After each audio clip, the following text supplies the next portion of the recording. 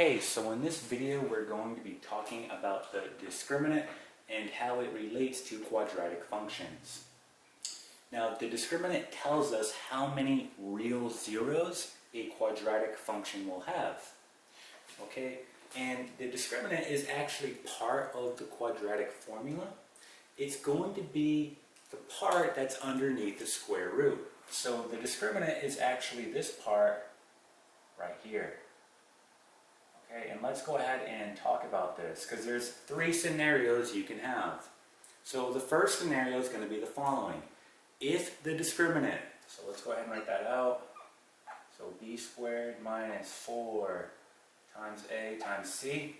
So if the discriminant is greater than 0, this tells us that there are going to be two real zeros. So two real zeros. Okay? So again, if the discriminant is greater than 0, that tells us there will be two real zeros for the quadratic function.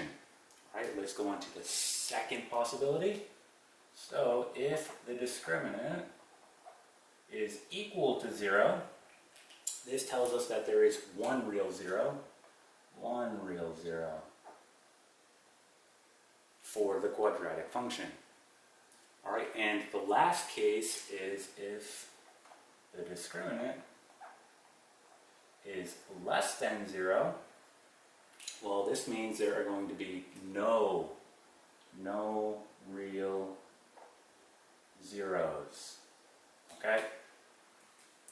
So let's go ahead and do an example so we can practice. So let's say I have the following quadratic function. I have f of x equals, and we'll say 2x squared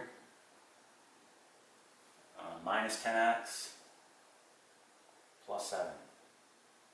So the first step we want to do is we want to list out our coefficients.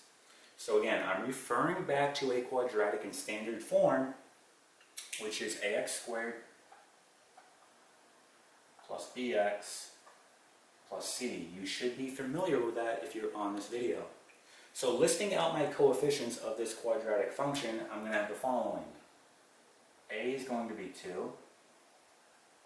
B is equal to negative 10. And c is going to be 7. So what we want to do is take our coefficients and plug it into the discriminant. Alright, so let's go ahead and do that. So we'll have b squared, which in this case is going to be negative 10 squared, right, minus 4 times a, which is 2, c, which is 7. Okay, so let's go ahead and do this out. Negative 10 squared, that's 100. Negative 4 times 2 is negative 8. And then times 7, that's going to give us negative 56. So we get 100 minus 56, that's going to give us 44.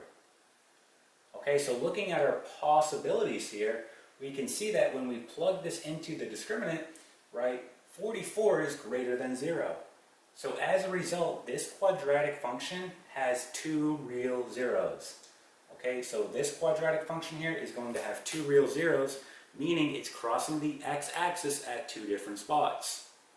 Again, so it has two real zeros. All right, let's try another example. So let's go ahead and erase this.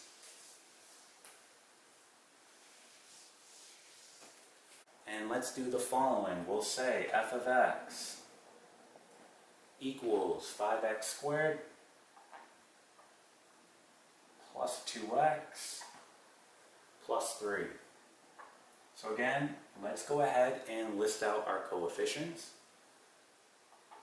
A is going to be 5, B is going to be 2, and C is going to be 3. Let's go ahead and plug those coefficients into the discriminant and see what happens. So we're going to have b squared, so that's going to be 2 squared, minus 4 times a, which is 5, times c, which is 3. Okay, so 2 squared is 4. Negative 4 times 5, that's negative 20. And then negative 20 times 3 is negative 60. Okay, so just doing this operation out, 4 minus 60 is negative 66. So looking at our possibilities, we can see that when we plugged our coefficients into the discriminant, it was less than 0. So for this quadratic function, there are going to be no real zeros, meaning it does not cross the x-axis at any point. Okay, so again, for this example, there are no real zeros. Okay, so that's how you can use the discriminant to find how many real zeros a quadratic function has.